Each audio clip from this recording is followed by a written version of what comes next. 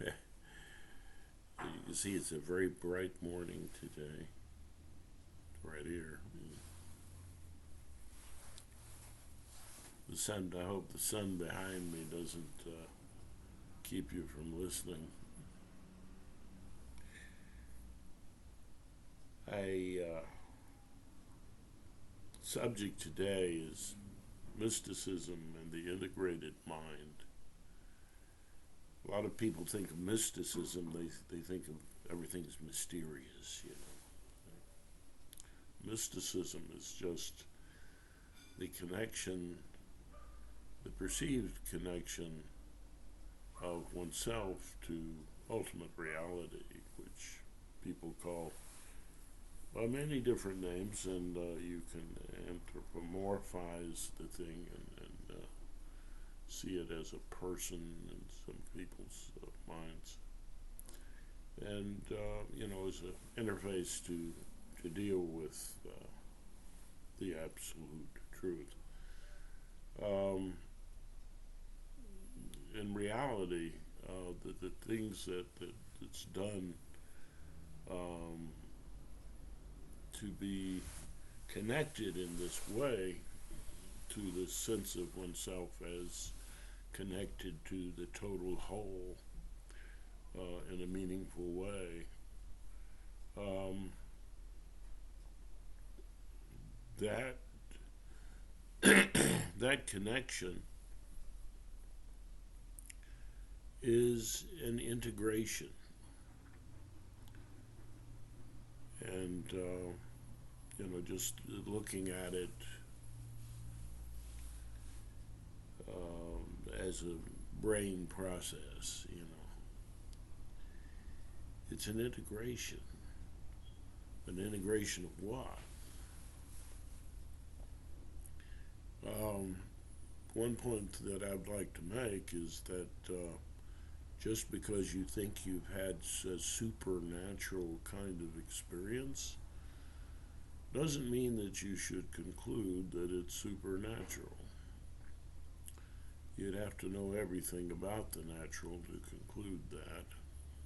That'd be pretty difficult to do. So, if you have some seemingly paranormal experiences and so on, the only thing you can really say is that you don't know what happened. So, the paranormal is not the goal of mysticism. And you can be a rational mystic. You need to connect. This is the idea of mysticism, that you need to try and connect in some meaningful way to the absolute truth. Okay, well, the absolute truth is that, of course, um, our concept of being a subject and seeing an object is wrong. The subject and the object are not clearly defined, and that there's more of a flow there than there is a kind of and a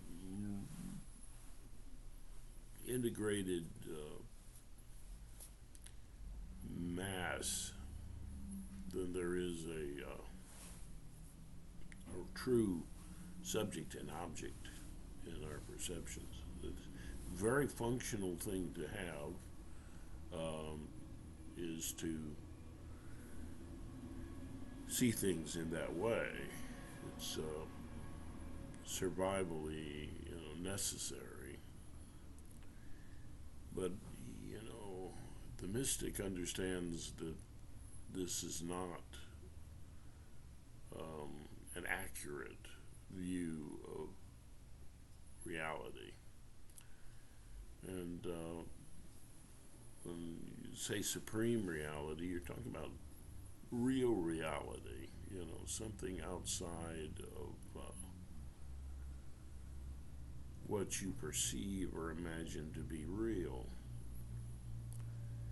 If Don't believe everything you imagine or think.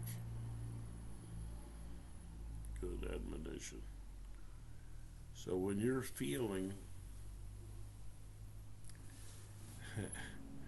that's that's a conscious kind of process, and you shouldn't put a lot of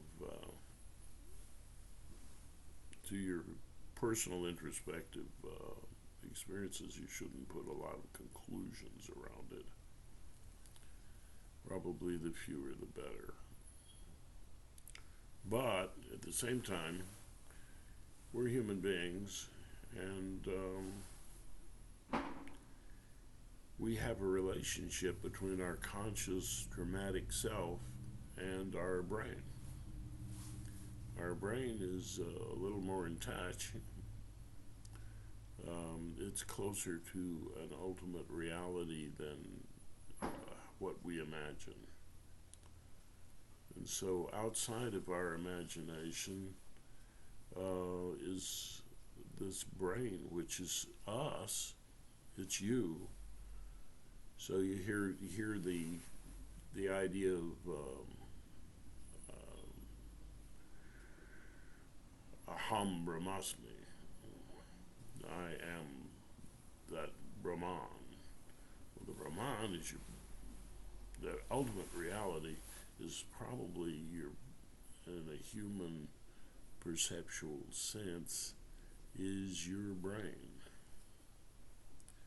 So getting in, there's no, this kind of spirituality doesn't mean that you have to believe in anything supernatural.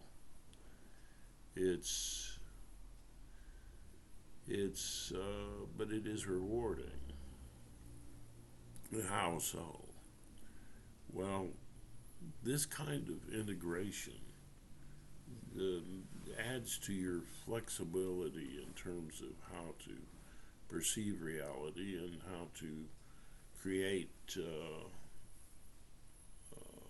theories or concepts that hold up in terms of predicting things in the past or in the future. And that's about as close as we're going to get to objective reality. And yet, time itself is flexible. So, what is the value to the everyday human individual, concerned with this mystic joining, this inner mind communication? Well, it connects many perspectives that you imagine, that you can imagine, many different perspectives and awarenesses, if I can create a word, forms of awareness. And it's going to get quite complex. The benefit is that that flexibility and that lack of anxiety that can come along with that flexibility. When you're not anxious and clinging to a certain imagination of things, it can help your creativity. There's a lot of ways to imagine the supreme reality. In the Bhagavad Gita, Krishna famously says that, essentially that it's really hard to get in touch with the absolute truth if you don't anthropomorphize it. If you don't see it as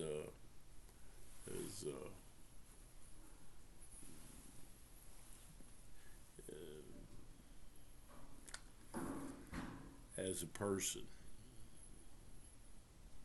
well, in a sense, your brain is a person. It's you. It's the real you.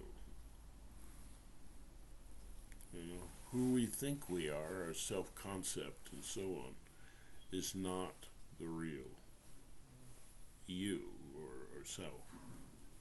It's not our real self. My mastery of the English language could be improved, yes. Anyway, and don't buy into the idea that somebody's a guru, you know, that they have some supernatural capacity. That's just ridiculous. And what value would that be to you? What's important is you, right? You know, it's all going on in your mind. So, be your own guru. You can have people that have tread the path and have some notions and tricks that they apply to the imagination of their life, and that can be valuable. But take it with a grain of salt and use what helps you. I've seen a part of this integration between ourselves and our brain in ways that are very useful survivally is the integration of forms of empathy. Objective, creative, and compassionate. These are also ways of communicating love in a very aware kind of way. And what is love? Let's be objective. Love is the meeting of human need and the experience of having need met. And the expression of need and the meeting of need is the core survival reality that we need to fine-tune. You can understand that, my words, my way of expressing.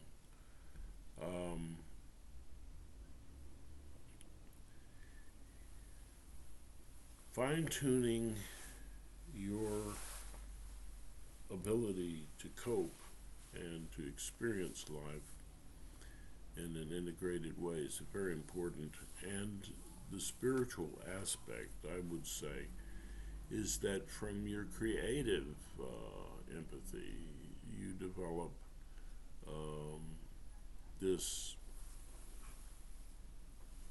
out-of-the-box perspective, this concept of the brain as a super,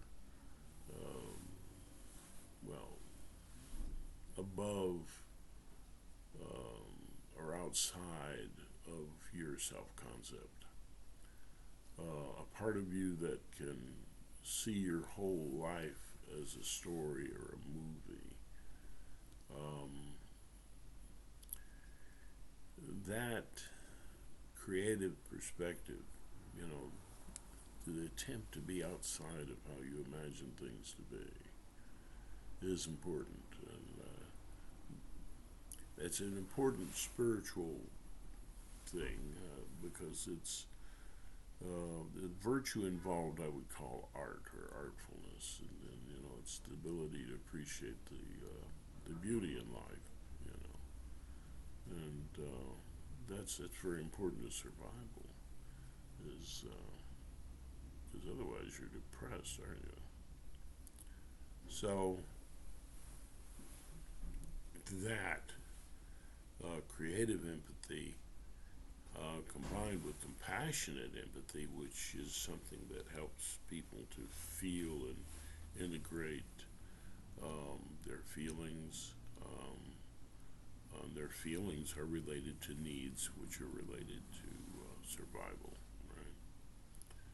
So, the ability to express how you feel and to be loved and to love others and accept their feelings is compassionate empathy. The flow of love, and but needs are met not just with compassion, which helps people feel safe to feel, but also by creative perspective, where you're not throwing in between yourself and another person or between yourself and yourself unnecessary conclusions. It opens you to the wonder of life. And I associate music with that as well. Gets you outside of yourself. And into the rhythm of life.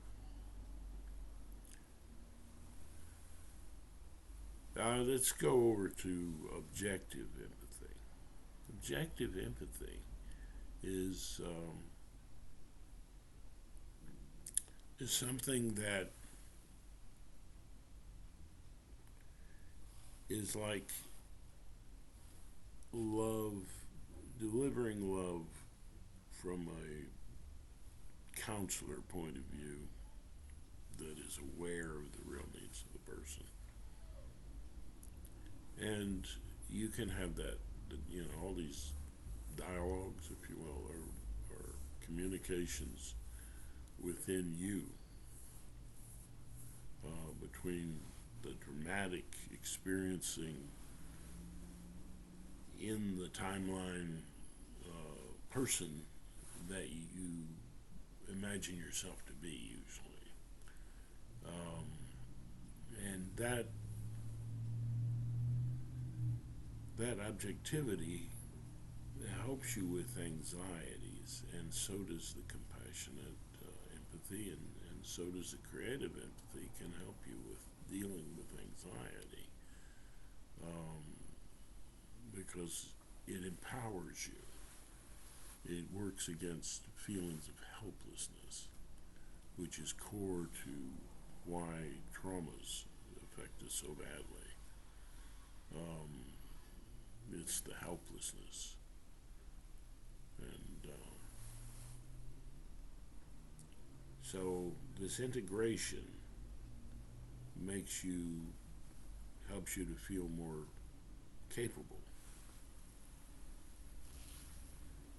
And objective or counseling empathy, rational objective empathy. That seems to help your sense of who you are in the drama of your life moving forward. And so the dialogue there is different than, within yourself than there is between yourself and the compassionate empathy. And the approaches are to how you set that dramatic exchange up are different. And I've gone into that, I think, earlier.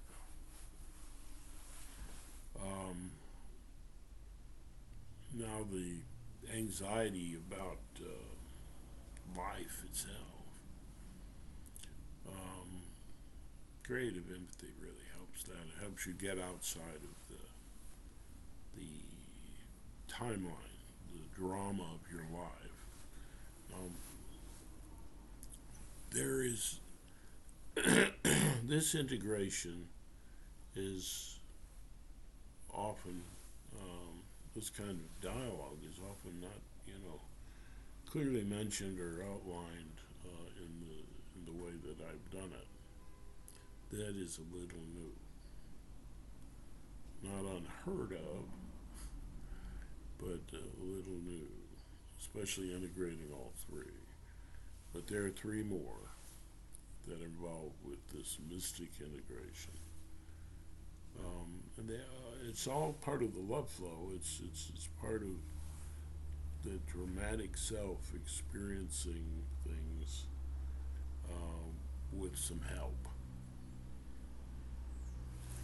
And the help that you have before you had a self concept that was different. You, as a pre-verbal child, an infant, didn't have language, and so you didn't have a self-concept. It didn't mean you didn't exist, but you didn't have a concept of who you are, and that can be rigid and a problem. Get you set into repeating dramas in your life that should be over with, that you should move away from. It can trap you. So getting out of that self-image, the other three things I mentioned do help. But even more so, in this infant mind integration, where you use, well, it's traditional, as far back, as the Vedic, three basic Vedic yoga approaches, using breath and sound and focus, to get into that infant mind, to see things without a self-concept, to feel things without a self-concept. You can still have trauma in that level, and it can be very severe. I would guesstimate that this level of trauma can set a pattern for the rest of your life, and that integrating that helplessness into a greater feeling of empowerment is important. Reliving times of helplessness, whether you had a self-concept or not, that helps you to find a greater empowerment. You are viewing the thing from outside, but feeling safe. If you're not feeling safe, if you're still in the drama of the thing, and you're just, that kind of reliving is further traumatizing. It's just, it's a psychotic fit, I guess you might even say. So, because of the level of it,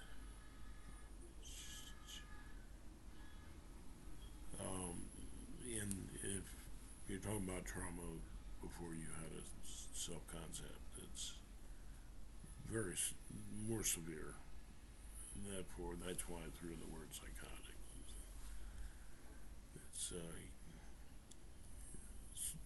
There are forms of psychosis or extreme neurosis that exist because of that early kind of trauma. I don't believe in memories that are like a picture, necessarily of things. Some people may experience their times of helplessness, relive it with, what seems to be a very clear view, but I think it's more of a feeling thing and more general. And I do think that some memories are malleable. And it's the feeling, the helplessness that's stored, and its relationship to certain experiences of trauma. So, I'm not talking therapy here, really. I'm just talking about integrating who you are. If you run into trauma that you can't deal with, you probably need a little extra help. Mysticism usually is a thing you do on your own. It's like a practice. But you can have help with it, sure. Especially if there's an overload or it's too complex for you. So, but it's still the same process. You have to relive the helplessness to unlearn it, certainly. Well, we're getting too theoretical here. That's fuzzy areas. I don't believe in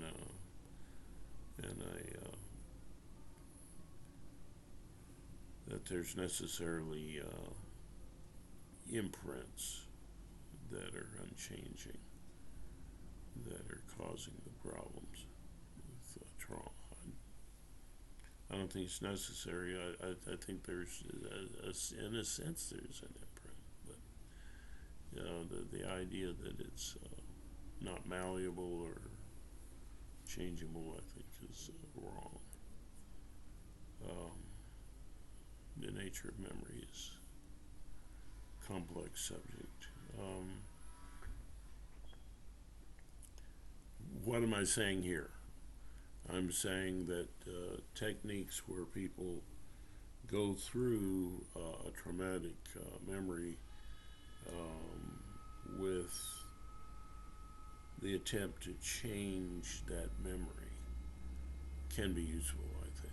And that's the creative empathy kind of approach, actually, giving you a different perspective. And I think that is helpful.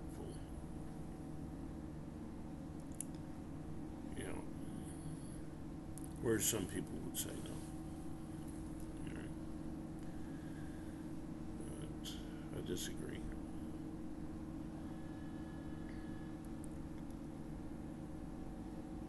There is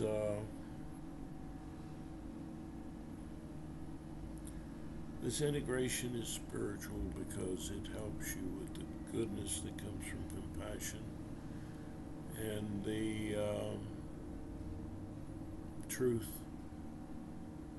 sense of truth that comes from objectivity and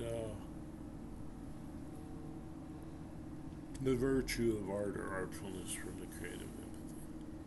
That's one area in which this whole thing has a different definition of spirituality, a rational one. All right, back to the three approaches to experiencing the infant mind and integrating that. Well,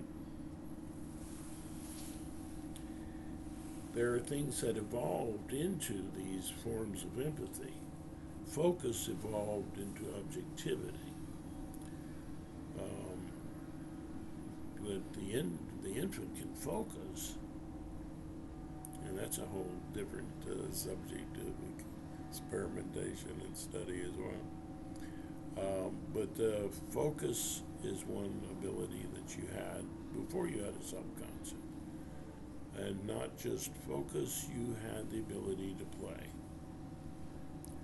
to be playful, with in regard to your general experience. And also, you had the ability to express. So this goes back to feelings. Everything I'm talking about goes back to how you feel, to your drama. How you feel, good or bad, up or down.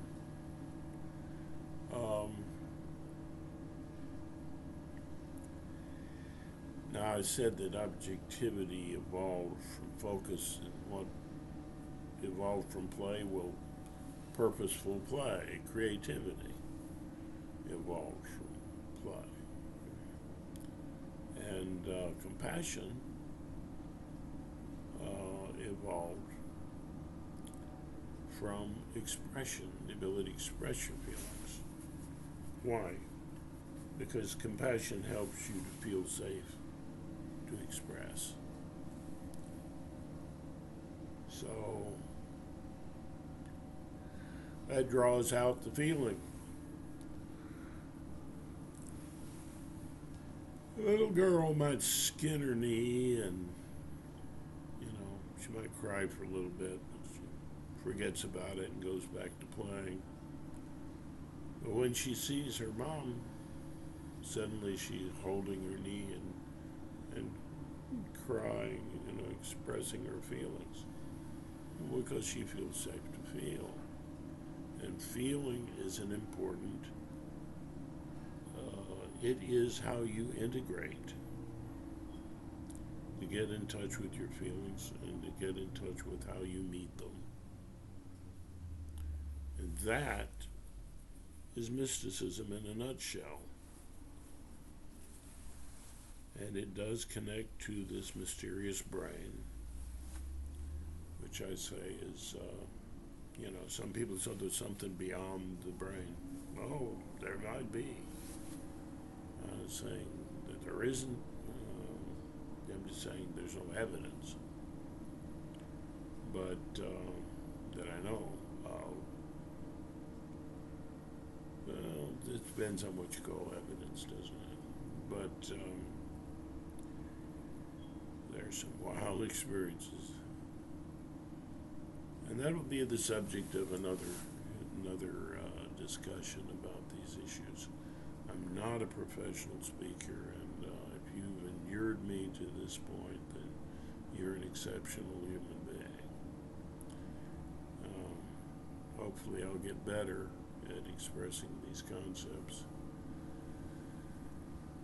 Meanwhile, go over to other videos that deal with similar subjects, where they do have a great speaker.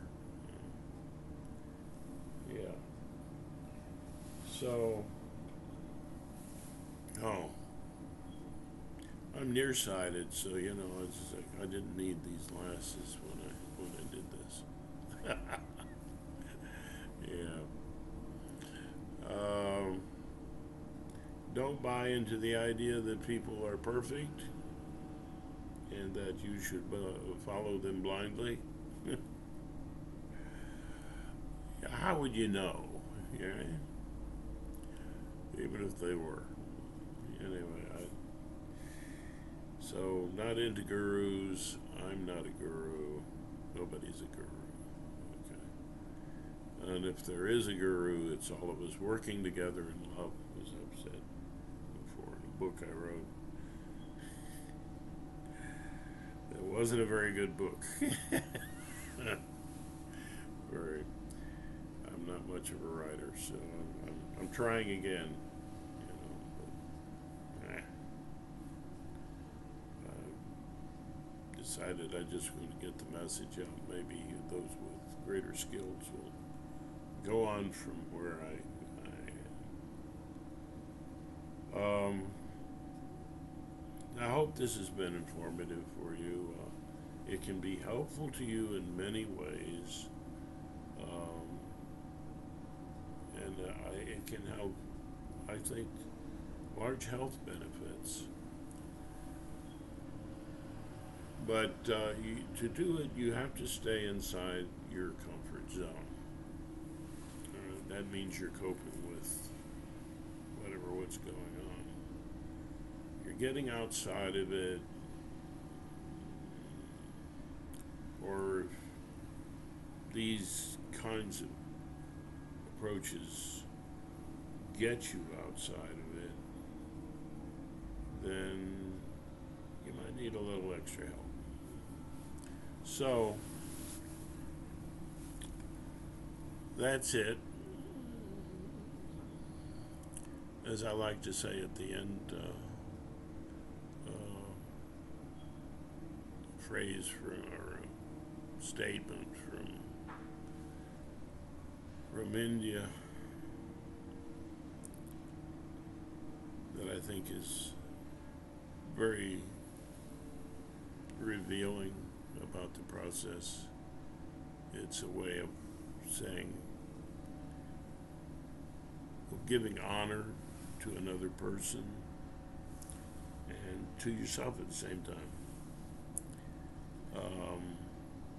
Kind of like the absolute truth or the higher truth in me honors the same in you. And that word is namaste.